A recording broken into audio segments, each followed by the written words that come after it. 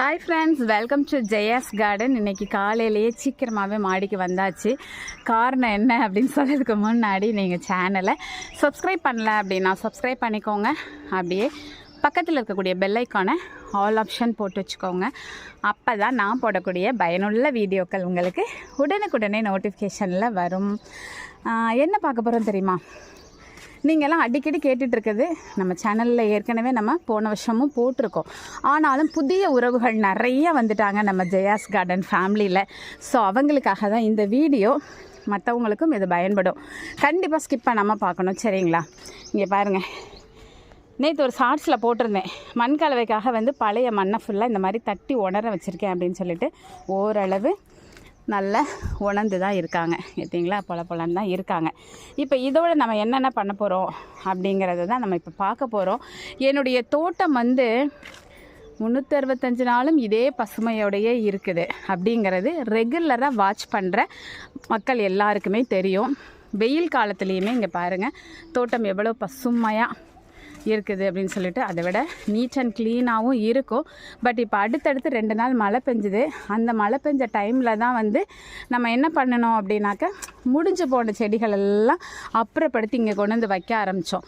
So அடுத்த மண் கலவை போட்டு எல்லாம் ரெடி பண்ணணும்னு சொல்லி வைக்க ஆரம்பித்தோம். அந்நேரமும் மழை. ஸோ நாஸ்தி ஆகிடுச்சு நம்மளுடைய தோட்டம். அதனால் இப்போ நீட்டாக இல்லாமல் இருக்குது.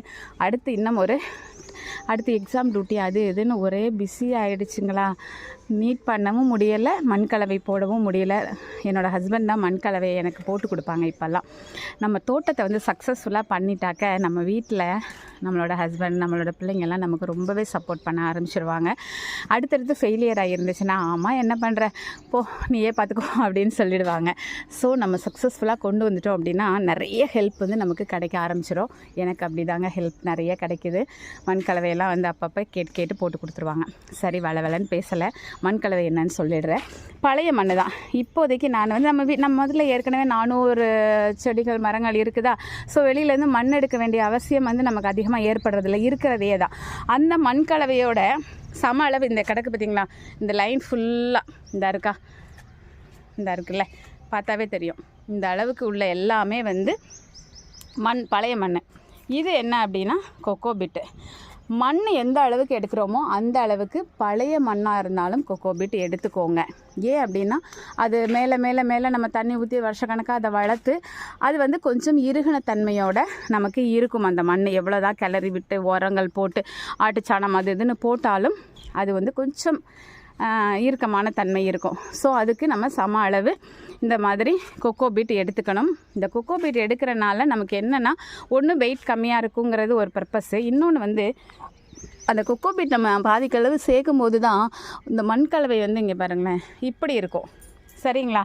ஸோ இந்த மாதிரி நம்ம வைக்கணும். இது சீனி கிழங்கு இருந்த பேகு. ஸோ அதனால் அது ரொம்ப இதாகலை, மரங்கள் இருந்தது. ஸோ இந்த நேரத்தில் அந்த மரங்கள் ஏன் வம்பா போச்சு அப்படிங்கிற ஒரு விஷயத்தையும் மீண்டும் உங்களுக்கு நான் பதிவு பண்ணுறேன். நான் பண்ண தப்பை பாருங்கள். அப்படியே வச்சுட்டேன்.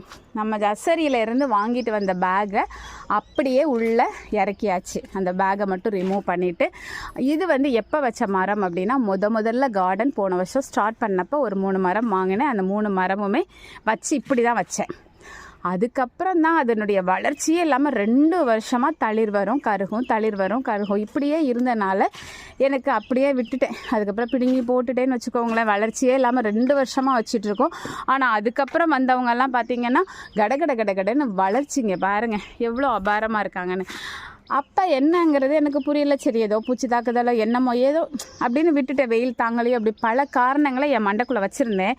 பட் அதற்கான உண்மையான காரணம் என்ன அப்படின்னா, இந்த மண்ணை ரிமூவ் பண்ணுங்க. பாருங்களேன், நோண்ட கூட அப்படி ஒரு ஹார்டான ஒரு செம்மண், களிமண் மாதிரி இருக்கக்கூடிய ஒரு செம்மண் தான் நமக்கு நர்சரியில் கொடுக்குறாங்க. ஸோ தயவு செஞ்சு மக்களை, இப்போ நான் ரொம்ப தெளிவாக இருக்கேன். இப்போல்லாம் எந்த மரம் 300 400 500 போட்டு வாங்குகிறோம். அதை நம்ம இப்படி வம்பாக்குனா எப்படி? எனக்கு ஃபெயிலியர் அப்படின்னா, அந்த மாடி தோட்டத்தில் 3 மரங்களில் ஃபெயிலியர் ஆகிருக்கேன். அந்த 3 மரங்களும் அப்படியே வச்சது. ஸோ இந்த தப்பை நீங்கள் பண்ணி இந்த மாதிரி நீங்களும் ஃபெயிலியர் ஆகக்கூடாதுங்கிறதுனால தான் இங்கே பாருங்கள் 2ஐயும் அப்படியே வச்சுருக்கேன்னா. அந்த மண்ணே பாருங்களேன் கட்டி கட்டியாக எப்படி இருக்குதுன்னு அவங்க கொடுத்தது. ஸோ மண்ணை கம்ப்ளீட்டாக நீங்கள் நினைக்கலாம், ஐயோ வேறு ஆடிட்டுனா என்ன பண்ணுறது, வராதோ. நோ, கம்ப்ளீட்டாக மண்ணை ரிமூவ் பண்ணிவிட்டு அதுக்கப்புறம் வைங்க. அது ரோஸ் செடியெலாம் பார்த்திங்கன்னா கழுவிட்டே வச்சிடலாம், தப்பே கிடையாது. சரிங்களா? நான் வந்து மரங்களை வந்து சும்மா அதை ரிமூவ் பண்ணிவிட்டு வைப்பேன். அப்படி இல்லைன்னா அட்லீஸ்ட் அதை அப்படியே அமுக்கி விட்டு அப்படி லூஸ் பண்ணிட்டாது வைங்க. இந்த ரெண்டில் ஒன்று செய்யலை அப்படின்னா கண்டிப்பாக நம்முடைய மரங்கள் இது மாதிரி எனக்கு ஏற்பட்ட ஃபெயிலியர் உங்களுக்கும் ஏற்படுறதுக்கு வாய்ப்பு இருக்குது. ஸோ நான் ஏன் இதை மண்கலவைக்கு வந்துட்டு ஏன் இதெல்லாம் பேசுகிறேன்னா, என்ன மாதிரி நீங்களும் ஃபெயிலியர் ஆகிடக்கூடாதுங்கிறத பதிவு பண்ணுறதுக்காக தான். ஏன்னா ஒரு 3 மரத்தில் 2 மரம் நான் வாங்கினது. ஒன்று வந்து கிஃப்டாக வந்தது, என்னோடய ஸ்டூடெண்ட் எனக்கு போன வருஷம் ஃபேர்வெலுக்கு கிஃப்டாக கொடுத்துட்டு போனாங்க. அதை வந்து இந்த மாதிரி ஆக்கிட்டேன். அதுக்காகவாது அது ஒன்று இன்னொன்று வாங்கணும், வாங்கி அதை வளர்த்து பிள்ளைங்களுக்கு காமிக்கணும். பாவம் எவ்வளோ ஆசையாக இருப்பாள், அம்மா வீட்டில் எங்களோட மரம் வருது அப்படின்னு அவள் சொல்கிறதுக்கு அவளுக்கு அவ்வளோ ஆசையாகவும் பெருமையாகவும் இருக்கும். பட் அதை வந்து நான் வம்பாக்கிட்டேன். ஓகே ஃப்ரெண்ட்ஸ், ஒரு அவசர கதியில் இதுக்கப்புறம் ஃபுல்லாக மே மாதம் வரைக்கும் இதே மாதிரி டென்ஷனாகவே ஓடும். பேப்பர் வாலிஷன் போவோம், எக்ஸாம் டியூட்டி போவோம், போயிட்டு வரும்போதே டயர்டாகும். அப்புறம் வந்தோடனே இங்கே வந்து ஒரு சில வேலைகளை பார்க்குறதுக்கு முடியலைன்னொன்னே இப்படி அவசரமாக வச்சிடுறது, அதுதான் பிரச்சனை. சரி, இப்போ இந்த அளவுக்கு மண் போட்டிருக்கேனா அதே அளவுக்கு சம அளவுக்கு நம்ம என்ன எடுத்திருக்கோம் அப்படின்னா தேங்காய் நார் கழிவு. நேற்றே வந்து அதை நல்லா பிழிஞ்சு உள்ளே போட்டு வச்சுட்டு அப்போ தான் கொஞ்சம் நல்லாயிருக்கும் அப்படின்னு சொல்லிட்டு. இப்போ இதோட என்னென்னலாம் சேர்க்க போகிறோம் அப்படிங்கிறத என்னோடய ஹஸ்பண்ட் வரட்டும், வந்த உடனே நம்ம போடும்போது நான் காமிக்கிறேன். என்னோடய சாயில் மிக்ஸு பார்த்தீங்க அப்படின்னா ரொம்ப ரொம்ப சிம்பிளாக இருக்கும். அது போடணும், இது போடணும், அது செலவு பண்ணி இது அதனால ரொம்பலாம் நான் செலவு பண்ணியிருக்கவே மாட்டேங்க. என்னுடைய தோட்டத்துக்காக நான் இந்த மாதிரி ரொம்ப செலவே பண்ணியிருக்க மாட்டேன். மண் பக்கத்தில் இங்கனக்குள்ளே கிடைக்கிற மண்ணை தான் அள்ளுவேன். இப்போ பழைய மண் இருக்கனால அதோடையே முடிச்சுட்டு இதை தான் திருப்பி சத்துள்ள மண்ணாக மாற்றி நான் யூஸ் பண்ணிகிட்ருக்கேன். சரிங்களா? இதோட நான் சேர்க்குறது ஒரே ஒரு உரம் என்ன அப்படின்னாக்க ஆட்டுச்சாணம் மட்டும்தான் சேர்ப்பேன். என்னுடைய தோட்டத்தோட இவ்வளோ செழுமைக்கு காரணம் ஆட்டுச்சாணம் மட்டும்தான், வேறு எதுவுமே கிடையாது.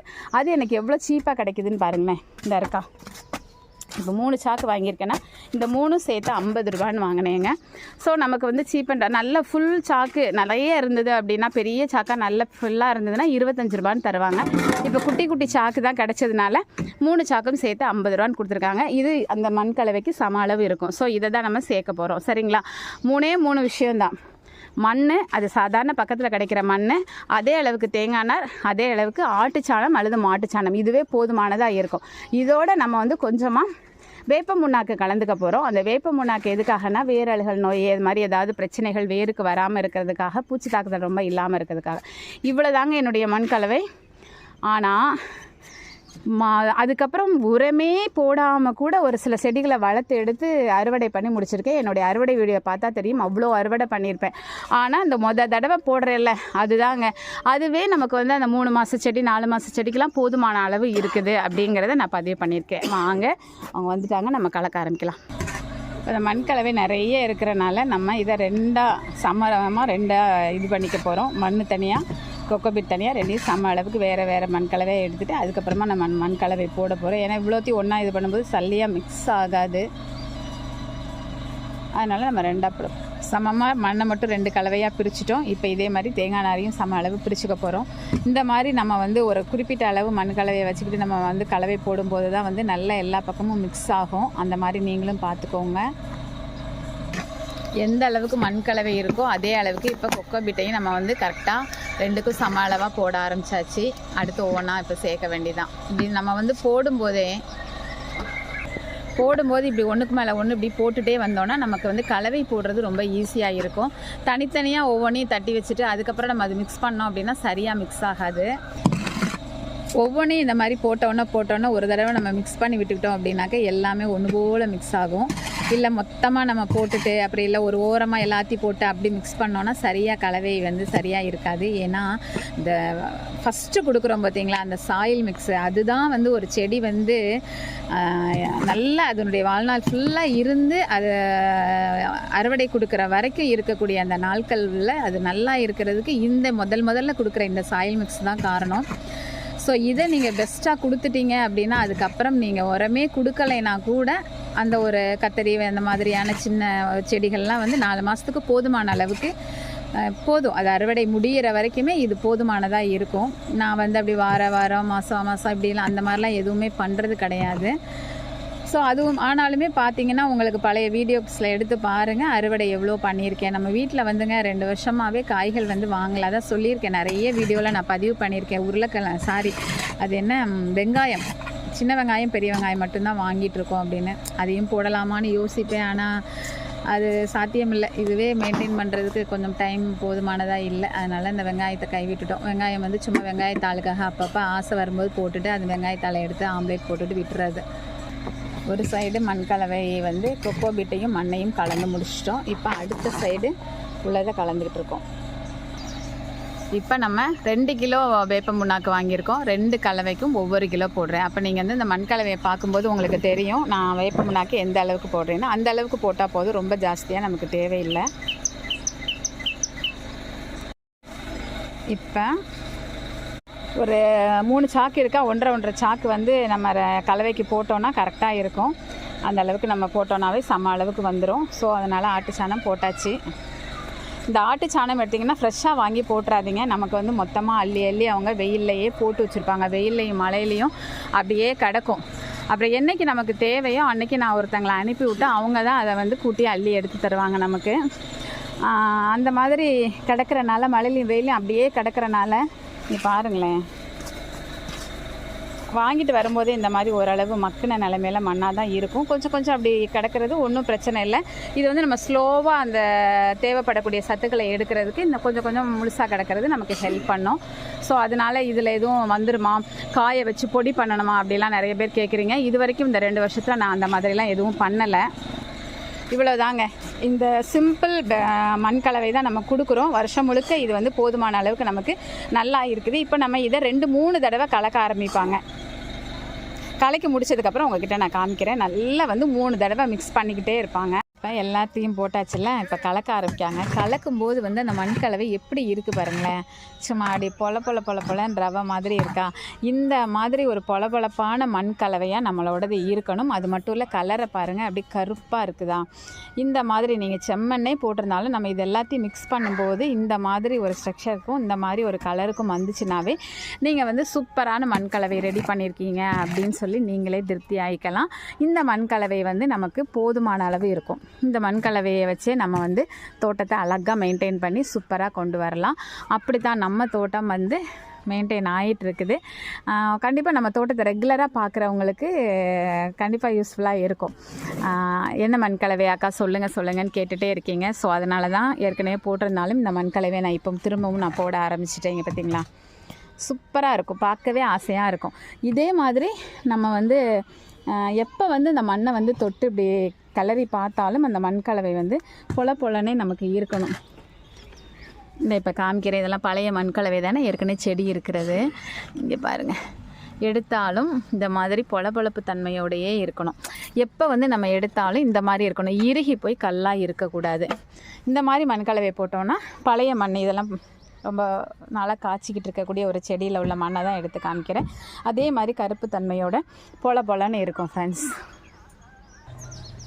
அது மாதிரி நம்ம கலக்கும்போது உங்களுக்கு வந்து தோட்டத்தை க்ளீன் பண்ண இலை தலைகள் கிடச்சிச்சுன்னா, ஆனால் எதுவும் பூச்சி விழுந்த இலைகள் போட்டுறாதீங்க.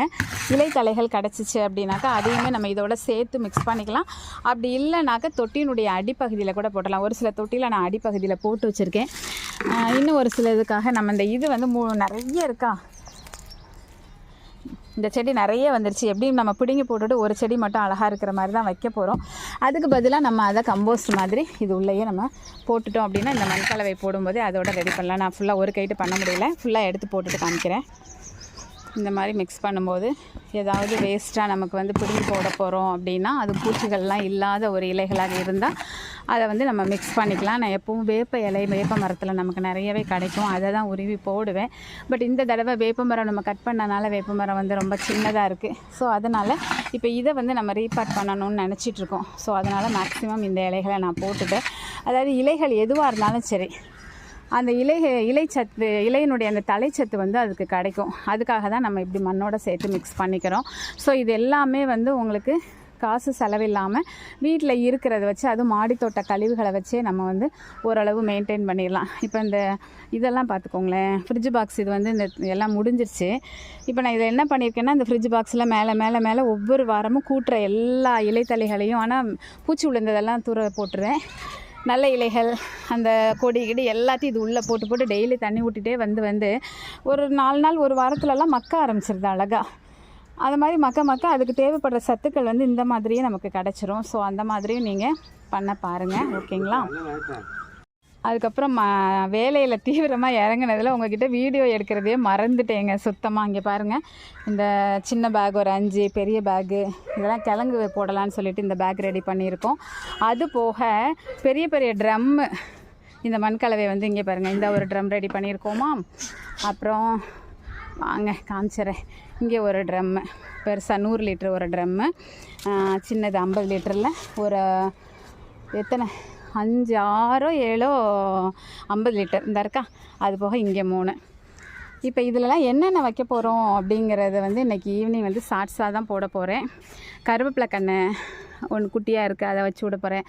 அதுக்கப்புறம் இது நம்ம வளர்த்து வச்சுருக்கோம் சிவப்பு மருதாணி ஒரு சின்னதில், அதெல்லாம் பெரிய இதில் வளர்த்தா தான் நம்ம அடுத்தடுத்து நம்மளோட ப்ராடக்ட் ரெடி பண்ணதுக்கு அது யூஸ் ஆகும் இல்லையா. ஸோ அது வைக்க போகிறேன். அது போக சர்வ சுகந்தி, முள்ளு சீத்தா, சிவப்பு ரெட்டு சீத்தா, அதுக்கப்புறம் பட்டை மரம், அதுக்கப்புறம் வேறு என்ன, அப்புறம் மல்பரி. இவ்வளோ தாங்க இந்த தொட்டிங்களில் வைக்கிறதுக்காக ரெடி பண்ணியிருக்கேன். அது போக இந்த குட்டி தொட்டியில் தான் இந்த தடவை நம்ம கிழங்கு ஐட்டம்ஸ் ஃபுல்லாக ஒரு 5, 6 தொட்டி இருக்குது. அது எல்லாத்துலேயும் கிழங்கு ஐட்டம் வச்சு விட போகிறோம். இந்த 15x15 பேக்கில் வந்து சொரக்காய் போட போகிறேன், பீக்கங்காய், அப்புறம் பச்சை காராமணி, சிவப்பு காராமணி. இப்போ எல்லாமே பேக்குக்கு மாற்றிட்டுருக்கிறேன். ஏன் அப்படின்னாக்கா பேக்கில் கொஞ்சம் வளர்ந்துட்டே இருக்கும்போது நம்ம இது காலியாகும் பார்த்தீங்களா, ஃப்ரிட்ஜ் பாக்ஸு. அப்போ ஏதாவது டைம் கிடைக்கும் போது ஃப்ரிட்ஜ் பாக்ஸை வந்து மண்கலவை போட்டு அதை ரெடி பண்ணிட்டோன்னா அடுத்து அதில் வைக்க ஆரம்பிக்கணும். ஸோ வேறு வழி இல்லை, இருக்கிற கொஞ்சம் இடத்துக்குள்ளே நம்ம எல்லாத்தையும் பண்ணணும்னா மொத்தமாக அவ்வளோத்தையும் எடுத்து போட்டு திருப்பி பண்ணுறது அப்படிங்கிறது சாத்தியம் இல்லை. அதனால் ஒன்றில் மாற்றி வளர்க்க ஆரம்பித்து அப்புறம் இன்னொன்றில் வளர்த்து அப்புறம் இன்னொன்றில் மாற்றி இந்த மாதிரி தான் நம்ம பண்ணி ஆகணும். இப்போவே இந்த இடம் இப்படி கலவை போடுறதுக்காகவே இந்த இடத்த ஃபுல்லாக க்ளீன் பண்ணி அவ்வளோத்தையும் இந்த சைடு கொண்டு வந்து அதுக்கப்புறமா தான் நம்மளால் கலவை போட முடிஞ்சிருக்கு. ஸோ இந்த மாதிரி வேலைகள் நீங்களும் பார்க்குறீங்களா, என்ன மாதிரி நீங்கள் பண்ணிகிட்ருக்கீங்க அப்படிங்கிறத கமெண்ட் பாக்ஸில் சொல்லுங்கள். இந்த வீடியோ உங்களுக்கு பிரயோஜனமாக இருந்ததா, இன்ட்ரெஸ்டிங்காக இருந்ததா, இல்லை நான் வேறு எதுவும் பண்ணுறதுல உங்கள் ஐடியா என்ன அப்படிங்கிற மாதிரியான கமெண்ட்ஸ் எல்லாம் கண்டிப்பாக உங்களோட வேல்யூபிள் கமெண்ட்ஸ் வந்து எனக்கு கண்டிப்பாக அடுத்தடுத்த கட்டத்துக்கு நான் என்னுடைய தோட்டத்தை கொண்டு போகிறதுக்கும் நான் என்னை வளர்த்துக்கிறதுக்கும் எனக்கு ரொம்பவே ஹெல்ப்ஃபுல்லாக இருக்கும். கண்டிப்பாக உங்களுடைய கமெண்ட்ஸை கொடுப்பீங்க நம்புகிறேன். பிடிச்சிருந்தா அப்படியே ஒரு லைக் போட்டு மற்றவங்களுக்கும் ஷேர் பண்ணுங்கள், அவங்களும் பயன்பெறட்டும், ஓகேங்களா? Happy gardening friends, take care, bye, see you.